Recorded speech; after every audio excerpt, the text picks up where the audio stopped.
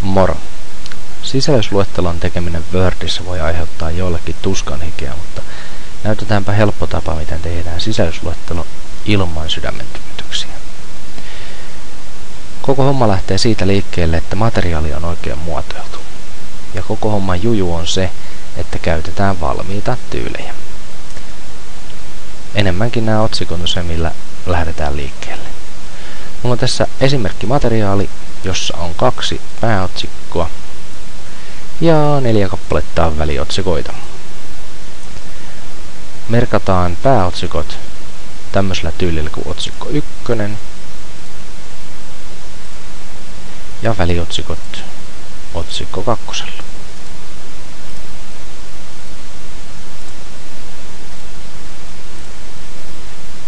Perushomma on tässä. Suurin työ on oikeastaan tässä kohtaa jo tehty.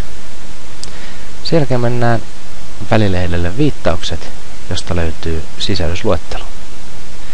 Ennen kuin klikataan sitä, klikataan hiiren kursori ihan tänne tekstin alkuun ja klikataan täältä automaattinen taulukko. Otetaan nyt vaikka toi 2. Se tekee meille automaattisesti tämän sisällysluettelon. Se hakee otsikoiden mukaan, että mikä on pääotsikko, mikä on väliotsikko ja pistää ne halutuille sivuille.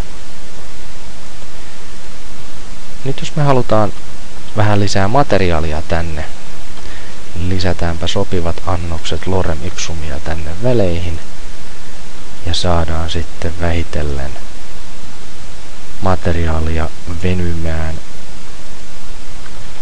tänne toisellekin sivulle. Nyt jos me klikataan tätä sisällysluetteloa, tänne tulee namiska päivitä taulukko. Siitä kun klikataan, me voidaan päivittää vain sivunumerointi, tai jos otsikoissa on tullut ihan muita muutoksia, esimerkiksi nimetty joku otsikko uudestaan, niin me voidaan päivittää koko luettelo. Päivitetään koko luettelo, klikataan OK, ja ainakin tänne niin muuttuu toi sivunumero, eli 4. väliotsikko löytyy sivulta 2, mikä pitää ihan paikkansa. Ei sitten hankalampaa ole, ei muuta kuin kokeilemaan.